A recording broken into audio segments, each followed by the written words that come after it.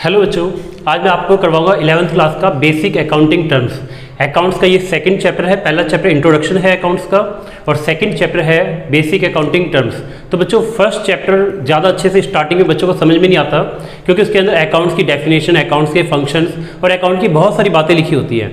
अब जब जिस बच्चे को अकाउंट्स के बारे में कुछ नहीं पता और अगर उस बच्चे को डायरेक्ट अगर हम बिल्कुल फर्स्ट इंट्रोडक्शन पढ़ाएं तो उनको बहुत दिक्कत आ जाती है, क्योंकि उसमें 18वें चैप्टर, 19वें चैप्टर, 20वें चैप्टर की भी बातें पहले चैप्टर में ही आ जाती है। तो जिस वजह से बच्चों को बहुत दिक्कत होती है, इस वजह से फर्स्ट चैप्टर ना समझाते हुए मैं तुम्हें सेकेंड चैप्टर से स्टार्ट कर रहा हूँ। तो आज का जो हमारा चैप्टर है वो बेसिक अकाउंटिंग टर्म्स है। ठीक है, हाँ, हमें चैप्टर के नाम से ही पता चलता है बेसिक अकाउंटिंग टर्म्स, मतलब कि अकाउंट्स में वो सारे टर्म्स जो हम यूज करने वाले हैं।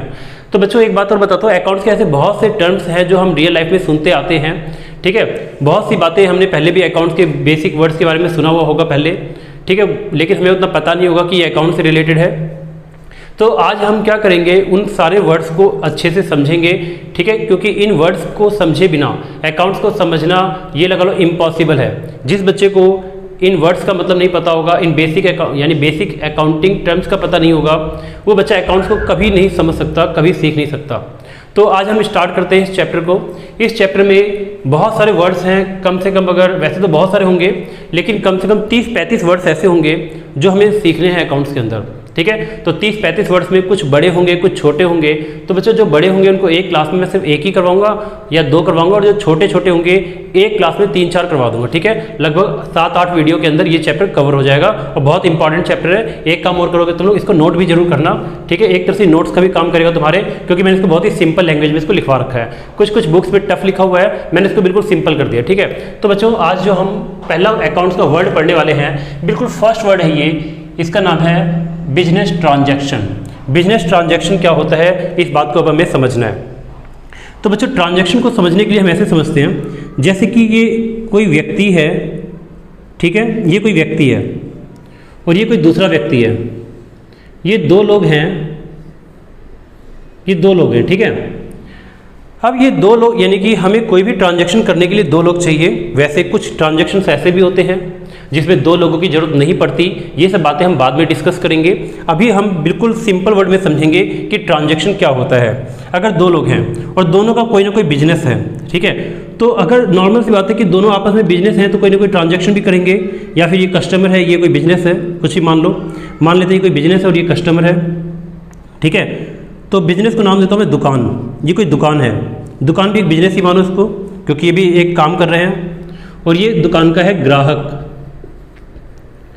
अब अगर इस दुकान, जो ये दुकान है, इस दुकानदार ने क्या किया, इस दुकान ने अपने ग्राहक को कोई सामान बेचा।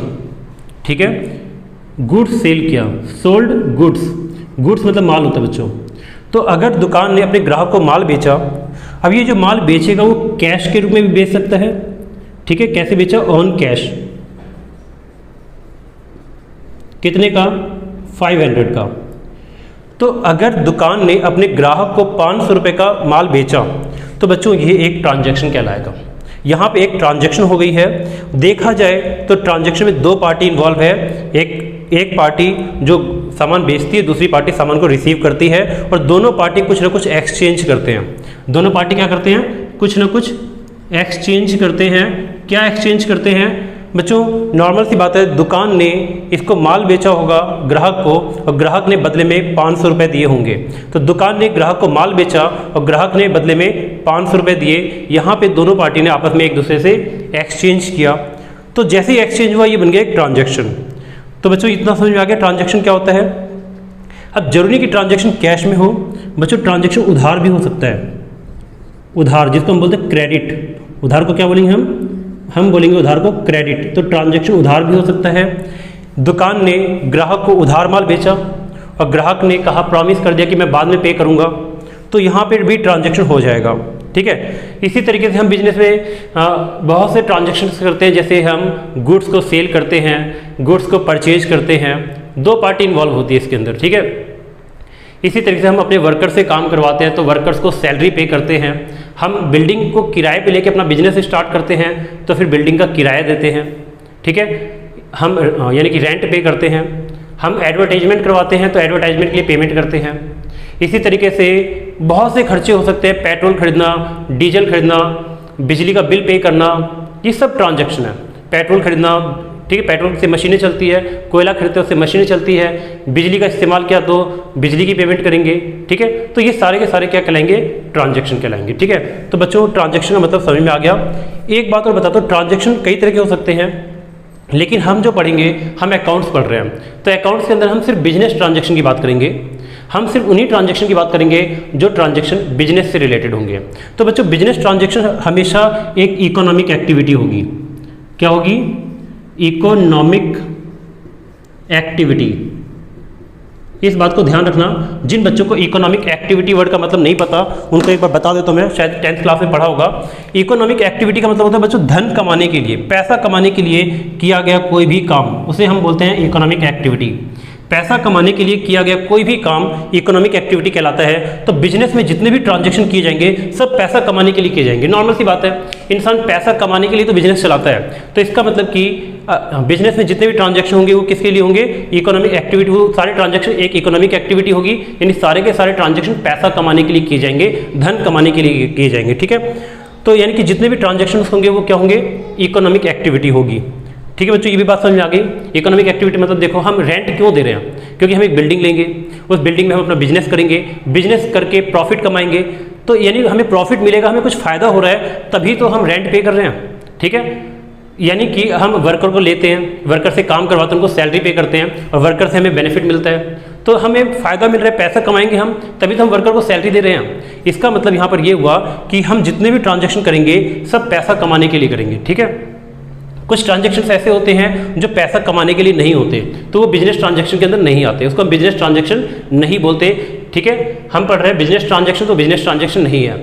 जैसे रामू ने शामू के लिए कोई गिफ्ट खरीदा, तो रामू ने अगर शामू के लिए कोई गिफ्ट खरीदा तो यहाँ पर ट्रांजैक्शन तो हो गया, एक तरह से देखा जाए तो हो गया ट्रांजैक्शन, लेकिन इसको बिजनेस का ट्रांजैक्शन नहीं बोलेंगे, ये कोई बिजनेस ट्रांजैक्शन नहीं है, ठीक है। नॉर्मल लैंग्वेज में तुम उसको ट्रांजैक्शन बोल लो, लेकिन उसको बिजनेस का ट्रांजैक्शन नहीं बोलोगे और उसको बिजनेस में रिकॉर्ड भी नहीं करोगे।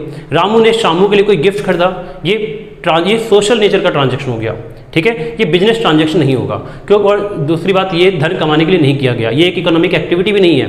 अगर रामू ने शामू के लिए गिफ्ट खरीदा तो ये कोई इकोनॉमिक एक्टिविटी भी नहीं है, ठीक है। क्यों नहीं? क्योंकि पैसा कमाने के लिए थोड़ी किया गया ये काम। तो बच्चों ये बातें समझ में आ गई। अब हम पढ़ते हैं इसके बारे में, ट्रांजैक्शन के बारे में। ट्रांजैक्शन एक्सटर्नल भी हो सकते हैं, इंटरनल भी हो सकते हैं। एक्सटर्नल ट्रांजैक्शन वो ट्रांजैक्शन होते हैं जो हम किसी बाहर वाले से करते हैं, उस व्यक्ति से करते हैं जो बिजनेस के बाहर होता है, ठीक है। और इंटरनल ट्रांजैक्शन वो होते हैं जो बिजनेस के अंदर ही हो जाते हैं। तो बहुत से ऐसे ट्रांजैक्शन है बच्चों जो बिजनेस के अंदर ही हो जाते हैं, और बहुत से ट्रांजैक्शन बिजनेस के बाहर भी होते हैं। तो इसको हम दो कैटेगरी में बांट देते हैं, एक्सटर्नल ट्रांजैक्शन और इंटरनल ट्रांजैक्शन, ठीक है। तो आओ थोड़ा सा मैंने यहाँ पे लिख दिया है, ठीक है, लिख दिया अच्छे से ताकि बच्चों को समझ में आ जाए, ठीक है। और ट्रांजैक्शन की एक और खास बात है बच्चों, जितने भी ट्रांजैक्शन होंगे वो सारे के सारे ट्रांजैक्शन बिजनेस की फाइनेंशियल पोजीशन में चेंज ला देंगे।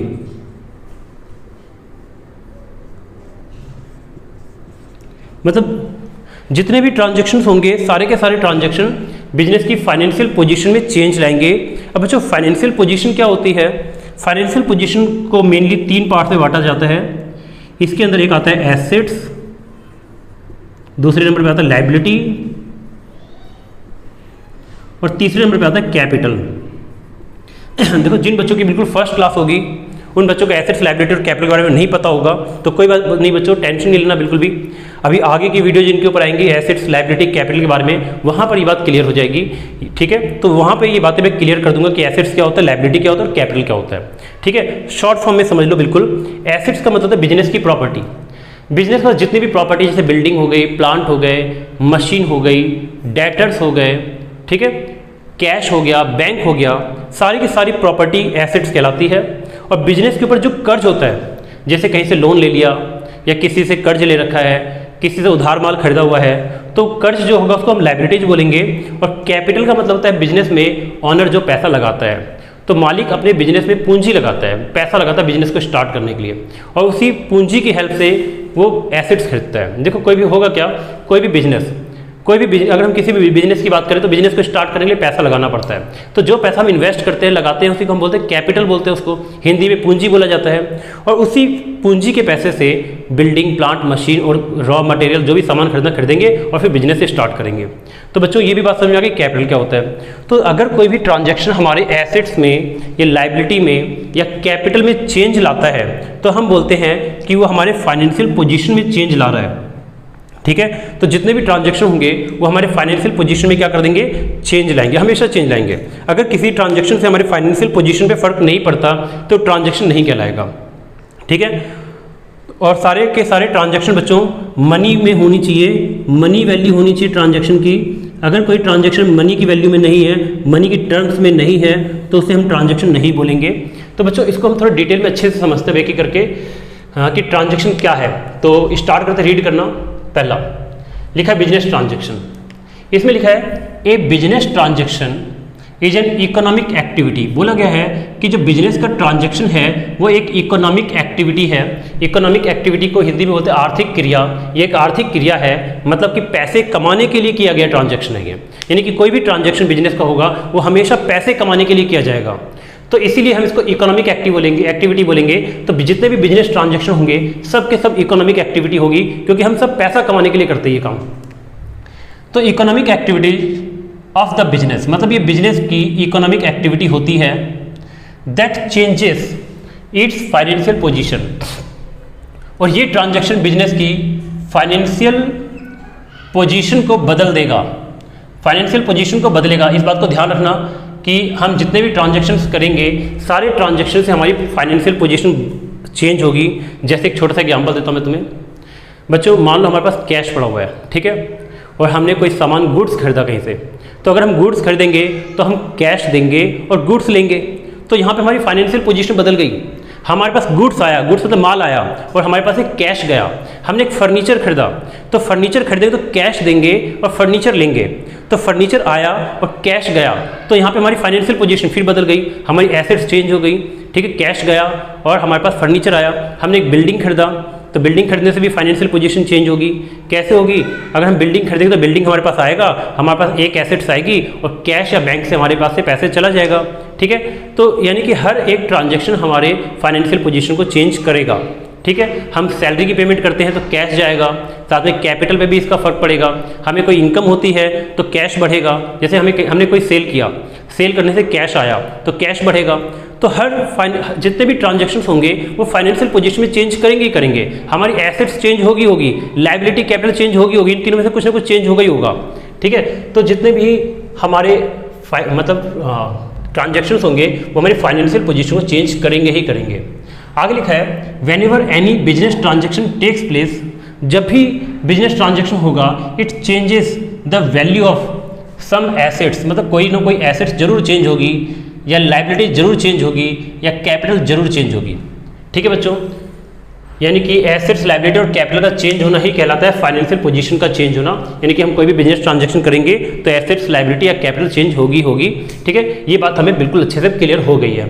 अब हम थोड़ा इनके फीचर्स पढ़ लेते हैं ट्रांजैक्शंस के बारे में कि ट्रांजैक्शन की क्या क्या फीचर्स हैं। पहला, it involves N economic activity. ये बात मैंने पहले बता दिया कि ट्रांजैक्शन वो होगा जो इकोनॉमिक एक्टिविटी होगी, यानी कि जो पैसा कमाने के लिए किया गया होगा। फ्री में किया गया काम बिजनेस ट्रांजैक्शन नहीं माना जाएगा। अगर हम कोई काम फ्री में करते हैं वो बिजनेस ट्रांजैक्शन नहीं है। हम किसी के लिए गिफ्ट खरीदते हैं, ये बिजनेस ट्रांजैक्शन नहीं है। ठीक है बच्चों, तो कहा गया है कि it involves N economic activity, मतलब ट्रांजैक्शन हमेशा पैसा कमाने के लिए किया जाएगा। ये इकोनॉमिक एक्टिविटी होगी हमेशा। अगर कोई ट्रांजैक्शन इकोनॉमिक एक्टिविटी नहीं है तो उसे ट्रांजैक्शन नहीं बोलेंगे। ठीक है, वो बिजनेस का ट्रांजैक्शन नहीं होगा। आगे लिखा for example when goods are purchase, जब हम कोई गुड्स खरीदेंगे, और सोल्ड, या हम कोई गुड्स बेचेंगे। अगर हम कोई गुड्स खरीदेंगे या हम कोई गुड्स बेचेंगे, वो गुड्स हम कैश में भी बेच सकते हैं, मतलब कैश मतलब नगद में बेचेंगे, पैसा दे के बेचेंगे या नगद में खरीदेंगे, और ऑन क्रेडिट, या हम उधार उसको खरीदेंगे या बेचेंगे। यानी कि कोई भी गुड्स हम खरीदते बेचते हैं, चाहे कैश में खरीदते हैं या उधार खरीदते हैं, या कैश में बेचते हैं या उधार बेचते हैं। ठीक है, तो ये ट्रांजैक्शन है क्योंकि ये इकोनॉमिक एक्टिविटी है। When salaries are paid to employ, अगर हम अपने एम्प्लॉय को सैलरी की पेमेंट करते हैं तो नॉर्मल सी बात है बच्चों, सैलरी की पेमेंट अगर हम कर रहे हैं तो सैलरी भी एक बिजनेस ट्रांजैक्शन है, क्योंकि ये भी पैसा कमाने के लिए किया गया है। हम सैलरी क्यों फ्री में थोड़ी किसी को पे करेंगे, हम सैलरी पे करेंगे तो बदले में उससे काम भी करवाएंगे, उससे बेनिफिट लेंगे, उससे फिर हम और आगे कमाएंगे, तो हम ये भी इकोनॉमिक एक्टिविटी है। ठीक है, आगे लिखा ए ट्रांजैक्शन टेक्स प्लेस, यानी कि अगर हम कोई गुड्स सेल परचेज करते हैं नगद या उधार कैसे भी, एम्प्लॉय को सैलरी पे करते हैं, और इसी की तरह बहुत से ट्रांजैक्शन हो सकते हैं, सबका नाम लिख नहीं सकता। ठीक है, तो एक ट्रांजैक्शन टेक्स प्लेस, तो इसका मतलब एक ट्रांजैक्शन हो गया। आगे लिखा है social activities are not considered as transaction. इसमें कहा कि अगर कोई सोशल एक्टिविटी होती है, सोशल एक्टिविटी, तो अगर कोई सोशल एक्टिविटीज होती है तो are not considered as transaction, उसको हम ट्रांजैक्शन नहीं बोलेंगे। ठीक है बच्चों, खास तौर पे बिजनेस ट्रांजैक्शन तो नहीं बोलेंगे। ठीक है, तो सोशल एक्टिविटी मतलब हो गया जैसे कि हमने किसी के लिए गिफ्ट खरीदा, किसी ने हमारे लिए गिफ्ट खरीदा, ये ट्रांजैक्शन नहीं कहलाएगा, कोई इकोनॉमिक एक्टिविटी नहीं है। यहाँ पे पैसा कमाने के लिए कोई काम नहीं किया गया। ठीक है, और ना ही इससे हमारी कोई फाइनेंशियल पोजीशन पे फर्क पड़ेगा। ठीक है, फाइनेंशियल पोजीशन में फर्क तो पड़ सकता है, लेकिन इसको बिजनेस ट्रांजैक्शन नहीं बोलेंगे क्योंकि ये सोशल एक्टिविटी है। तो बच्चों ये बात समझ में आ गई, फर्स्ट पॉइंट हमारा हो गया क्लियर, पहला फीचर। सेकंड पढ़ते हैं, ट्रांजैक्शंस में बी क्लासिफाइड इनटू 2 टाइप्स। इसमें कहा गया कि हम ट्रांजैक्शंस को 2 टाइप्स में क्लासीफाई कर देते हैं, 2 तरह के ट्रांजैक्शन। पहला कर देते हैं एक्सटर्नल ट्रांजैक्शन और दूसरा कर देते हैं इंटरनल ट्रांजैक्शन। तो ट्रांजैक्शन 2 तरह के हो गए, एक्सटर्नल और इंटरनल। अब देखो नाम से पता चलता है एक्सटर्नल ट्रांजैक्शन वो ट्रांजैक्शन है जो हम किसी बाहर वाले से करते हैं, बिजनेस के बाहर वाले से किया जाता है, और इंटरनल ट्रांजैक्शन वो ट्रांजैक्शन है जो किसी बाहर वाले से नहीं करते, ये बिजनेस के अंदर ही हो जाता है। ठीक है, तो जो ट्रांजैक्शन बिजनेस के अंदर हो वो इंटरनल ट्रांजैक्शन, और जो ट्रांजैक्शन बिजनेस के बाहर वालों से किया जाए वो एक्सटर्नल ट्रांजैक्शन। पढ़ते हैं इसके अंदर क्या लिखा है, external transaction are those which involve economic activities between 2 business entity। यानी कि अगर दो बिजनेस एंटिटी, बिजनेस के साथ एंटिटी वर्ड लगा सकते हैं, बिजनेस एंटिटी मतलब यानी बिजनेस को एंटिटी भी बोला जाता है। ठीक है, तो एक्सटर्नल ट्रांजैक्शन वो ट्रांजैक्शन होते हैं जो 2 बिजनेस के बीच में किया जाता है, बिटवीन 2 बिजनेस एंटिटी, मतलब वो ट्रांजैक्शन जो 2 बिजनेस के बीच में किया जाता है उसे हम क्या बोलेंगे, एक्सटर्नल ट्रांजैक्शन। और ध्यान में रखना ये ट्रांजैक्शन इकोनॉमिक होना चाहिए, इकोनॉमिक एक्टिविटी होनी चाहिए। तो 2 बिजनेस के बीच में अगर कोई ट्रांजैक्शन किया जाए तो एक्सटर्नल कहलाएगा। एक्सटर्नल क्यों बोल रहा हूँ मैं इसको, क्योंकि 2 बिजनेस से एक बिजनेस हमारा हो गया, एक बिजनेस कोई बाहर का होगा। अब बाहर का बिजनेस के साथ हम कोई ट्रांजैक्शन लेन देन कर रहे हैं तो ट्रांजैक्शन है वो। ठीक है, जैसे सच एज सेल और परचेज ऑफ गुड्स। जैसे एक एग्जांपल देख लो, हमने किसी दूसरे बिजनेस के साथ सेल परचेज की तो पक्का वो बाहर का होगा, हमने जिसके साथ सेल परचेज की होगी वो बिजनेस के बाहर का होगा, तो ये एक ट्रांजैक्शन है। आगे लिखा है इंटरनल ट्रांजैक्शन। अब यहाँ पे इंटरनल देख लो, इंटरनल क्या है, internal transactions are those economic activity. Internal transaction भी एक इकोनॉमिक एक्टिविटी है बच्चों, पैसा कमाने के लिए ही किया जाता है। Internal transactions are those economic activities that take place entirely within 1 business. यानी कि ये पूरी तरह से बिजनेस के अंदर ही होने वाला है, ये ट्रांजैक्शन बिजनेस के अंदर होगा, पूरी तरह से बिजनेस के अंदर ही होगा, ये ट्रांजैक्शन बिजनेस के बाहर नहीं होगा। सच एज जैसे depreciation charge on fix assets. बच्चों इसका इंटरनल ट्रांजैक्शन का एक एग्जांपल हो गया depreciation charge on fix assets. ठीक है, इस बात को समझते हैं थोड़ा सा। बच्चों हम क्या करते हैं, हम मशीन खरीदते हैं, हम बिल्डिंग खरीदते हैं, हम प्लांट खरीदते हैं, और हम इनकी हेल्प से बिजनेस करते हैं, इनकी हेल्प से हम प्रोडक्शन करते हैं, और प्रोडक्शन कर करके उसको बेचते हैं, बेच के प्रॉफिट कमाते हैं। तो ये बात तो हमें समझ में आ चुकी है कि हम जो भी एसेट्स खरीदते हैं, बिल्डिंग हो गया, प्लांट हो गया, मशीन हो गया, फर्नीचर हो गया, हम इनका इस्तेमाल करते हैं प्रोडक्शन में, और उसके बाद उससे कुछ अर्निंग करते हैं, कुछ कमाते हैं और हमें प्रॉफिट मिलता है। तो जब हम बिल्डिंग का, प्लांट का, मशीन का इस्तेमाल करते हैं तो इन एसेट्स में घिसावट पैदा होती है।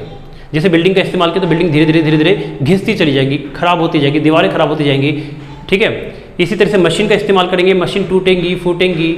ठीक है, मशीन पे डेप्रिसिएशन लगेगा। फर्नीचर का इस्तेमाल करेंगे, फर्नीचर टूटे फूटेगा। ठीक है, तो प्लांट का इस्तेमाल करेंगे, प्लांट टूटेगा फूटेगा, तो हम जितने भी एसेट्स का इस्तेमाल करेंगे सबकी वैल्यू धीरे धीरे गिरती जाएगी, गिरती जाएगी, गिरती जाएगी, गिरती जाएगी, सारी एसेट्स की वैल्यू गिरती चली जाएगी। ठीक है बच्चों, इतना समझ में आ गया। तो एसेट्स की जो वैल्यू गिरी इसको हम बोलते हैं डेप्रिसिएशन। एसेट्स की जो वैल्यू गिरी उसको क्या बोलते हैं हम, डेप्रिसिएशन। अब क्या ये इकोनॉमिक एक्टिविटी, तो बिल्कुल ये एक इकोनॉमिक एक्टिविटी है। इकोनॉमिक एक्टिविटी क्यों बोल रहा हूँ मैं इसको, क्योंकि पैसा कमाने के लिए ही किया जा रहा है। अगर हमें प्रॉफिट नहीं मिलेगा तो हम बिल्डिंग का इस्तेमाल क्यों करेंगे, हम प्लांट का इस्तेमाल, मशीन का इस्तेमाल, फर्नीचर का इस्तेमाल क्यों कर रहे हैं, पैसा मिल रहा है तभी तो हम कर रहे हैं इस्तेमाल। इसका मतलब कि हम इन एसेट्स का इस्तेमाल करेंगे तभी तो हमें पैसा मिलेगा। तो हम इन एसेट्स का जितना ज़्यादा इस्तेमाल करते हैं उतनी ज़्यादा इनकी वैल्यू गिरती है, और जो वैल्यू गिरती है उसी को हम बोलते हैं डेप्रिसिएशन। जैसे हमने 5 लाख की एक मशीन खरीदी, हमने 1 साल मशीन इस्तेमाल किया, मशीन की वैल्यू 50,000 गिर गई, अब मशीन बची 4.5 लाख की। तो जो 50,000 की वैल्यू गिर गई वो भी एक इकोनॉमिक ट्रांजेक्शन है, बिजनेस ट्रांजेक्शन है, इकोनॉमिक एक्टिविटी है, और वो बिजनेस के अंदर हुआ है, किसी बाहर वाले से डीलिंग नहीं है इसकी, तो इसलिए इसको इंटरनल ट्रांजेक्शन बोलेंगे, क्योंकि किसी बाहर वाले से कोई डीलिंग नहीं हुई। ठीक है, आगे लिखा है थर्ड पॉइंट, थर्ड फीचर है, 2 हो गए। It results in A change in the financial position. मैंने बता दिया था थोड़ी देर पहले कि जितने भी बिजनेस ट्रांजेक्शन होंगे वो फाइनेंशियल पोजीशन में जरूर चेंज लाएंगे of the firm, that is assets, चाहे तो एसेट्स में चेंज आएगा, लाइबिलिटीज या लाइबिलिटी में कोई चेंज आएगा, या हमारे बिजनेस की कैपिटल में कोई चेंज आएगा। हम कोई भी सामान खरीदेंगे तो हमारे पास कैश जाएगा, बदले में कोई सामान आएगा, तो इससे हमारी एसेट्स चेंज हो जाएगी। ठीक है, हम बिल्डिंग खरीदेंगे तो कैश जा रहा है, बिल्डिंग आ रहा है, फर्नीचर खरीदेंगे तो कैश जा रहा है, फर्नीचर आ रहा है। ठीक है, तो हमारी एसेट्स चेंज होगी, एसेट्स चेंज होगी, या फिर कोई ना कोई लायबिलिटी अगर हम उधार खरीदेंगे, जैसे हमने उधार एक बिल्डिंग खरीदी तो हमारे पास एक कर्ज बढ़ेगा, ठीक है, और एक एसेट्स भी आएगी।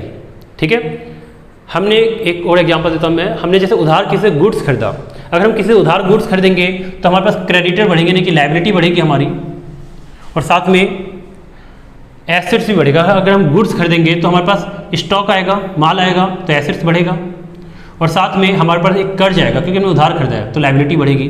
तो हमेशा एसेट्स, लायबिलिटी और कैपिटल पे फर्क पड़ेगा ही पड़ेगा, यानी कि जितने भी ट्रांजेक्शन होंगे वो हमारे फाइनेंशियल पोजीशन पे प्रभाव तो डालेंगे ही डालेंगे। इसके बाद बच्चों लास्ट पॉइंट समझते हैं, फोर्थ पॉइंट। फोर्थ फीचर क्या है ट्रांजेक्शन का, the change must be capable of being expressed in terms of money. इसमें कहा गया बच्चों हमारी फाइनेंशियल पोजीशन में चेंज तो आएगा, लेकिन वो चेंज किस में होना चाहिए, मनी की टर्म्स में होना चाहिए, इन टर्म्स ऑफ मनी। बात समझ में आ गई, यानी कि जो ट्रांजैक्शन मनी की टर्म्स में हम कन्वर्ट नहीं कर सकते वो ट्रांजैक्शन नहीं कहलाएंगे, और उसको बिजनेस में रिकॉर्ड भी नहीं करेंगे। ठीक है, बात समझ में आई, मैं फिर से बोल रहा हूँ, यानी कि सिर्फ उन्हीं को ट्रांजैक्शन बोला जाएगा जिसको हम मनी में एक्सप्रेस कर सकते हैं, हम मनी में उसकी वैल्यू निकाल सकते हैं कि कितने रुपए का ट्रांजैक्शन है। जिसको हम मनी में नहीं कन्वर्ट कर सकते, मनी में उसकी वैल्यू नहीं मेजर कर सकते, वो ट्रांजैक्शन नहीं कहलाएगा। ठीक है, एक छोटा सा एग्जाम्पल देख लो, loss of goods by fire. जैसे हमारे गोदाम में गुड्स मतलब माल होता है, माल में आग लग गई, फायर हो गया, इज ए ट्रांजैक्शन, उसको एक ट्रांजैक्शन बोलेंगे, because loss can be measured, क्योंकि लॉस को मेजर कर सकते हैं कि कितने रुपए का लॉस हुआ इन टर्म्स ऑफ मनी। बात समझ में आ गई, अगर हमारे गोदाम में आग लग गई या हमारा माल जल गया तो हम पता कर सकते हैं कि कितने रुपए का माल जल गया, कितने रुपए का नुकसान हो गया, इस लॉस को हम मनी में मेजर कर सकते हैं, इसलिए ट्रांजैक्शन है। बात समझ में आ गई। आई लिखा however when an efficient manager retires from the firm. मान लो हमारा एक मैनेजर है जो बहुत बेस्ट मैनेजर है, जिसको हम बोलेंगे एफिशिएंट मैनेजर। एफिशिएंट मतलब बहुत ही बढ़िया मैनेजर है, बहुत ही बेस्ट मैनेजर है। तो अगर हमारा कोई बहुत ही अच्छा मैनेजर है जो हमें करोड़ों अरबों रुपए कमा के देता है अपने माइंड से, उसका माइंड बहुत तेज चलता है, वो अपने माइंड से हमें करोड़ों अरबों रुपए कमा के देता है, और अगर वो मैनेजर हमारा रिटायर हो जाए तो पक्का वो बिजनेस को छोड़कर जाएगा, तो हमारा प्रॉफिट गिरेगा, हमें नुकसान होगा। लेकिन बच्चों जब मैनेजर रिटायर होकर जाएगा तो कितने रुपए का लॉस होगा, हम इसको मनी में एक्सप्रेस नहीं कर सकते, मनी टर्म्स में इसका पता नहीं लगा सकते, इसलिए इसको बिजनेस ट्रांजैक्शन नहीं बोला जाएगा। तो यहाँ पे लिखा है however when an efficient manager retires from the firm loss में बी लार्ज। अगर कोई मैनेजर हमारा बिजनेस छोड़ के जाएगा तो एक लार्ज बड़ा लॉस हो सकता है हमें, but it can not be measured in money terms. इसको लेकिन मनी में पता नहीं कर सकते कि लॉस कितने का हुआ। तो it will not be business transaction, तो इसको बिजनेस ट्रांजेक्शन नहीं बोलेंगे। ठीक है बच्चों, ये भी बात समझ में आ गई सबको। चलो एक एग्जाम्पल और दे देता हूँ मैं तुम्हें। ठीक है, जैसे बच्चों मान लो कि मान लो दो कंपनी है, एक कंपनी ए है, एक कंपनी बी है। दोनों कंपनी में मैनेजर्स हैं, दोनों कंपनी में मैनेजर की आपस में लड़ाई हो गई, दोनों कंपनी के आपस में एक दूसरे के कंपटीटर बन गए। ठीक है, पहले दोनों मिलकर ट्रांजैक्शन करते थे, काम धाम करते थे, लेन देन करते थे। अब जब दोनों में लड़ाई हो गई तो ये अपना माल उसको नहीं बेचेगा, वो अपना माल इसको नहीं बेचेगा, वो इससे कंपटीशन करेगा और ये उससे कंपटीशन करेगा, दोनों एक दूसरे से कंपटीशन करेंगे। कंपटीशन में दोनों को फर्म को लॉस भी हो सकता है, लेकिन इसे रिकॉर्ड नहीं किया जाएगा क्योंकि बच्चों इसको मनी में एक्सप्रेस नहीं कर सकते। ठीक है, तो मनी में एक्सप्रेस नहीं करेंगे तो ये बिजनेस ट्रांजैक्शन नहीं होगा। तो बच्चों बस यही था। एक काम और करना आप लोग, वो ये कि जो भी मैं लिखवाऊँ उसको नोट जरूर करना, काफ़ी अच्छे से लिखवा रहा हूँ। ठीक है, और सिंपल भी लिखा है, काफ़ी सिंपल वर्ड में लिखा हुआ है जो तुम्हें एक बार में याद भी हो जाएगा, तो इसको नोट जरूर कर लेना। ठीक है, तो बच्चों आज के लिए सिर्फ इतना ही, बाकी हम नेक्स्ट में करते हैं।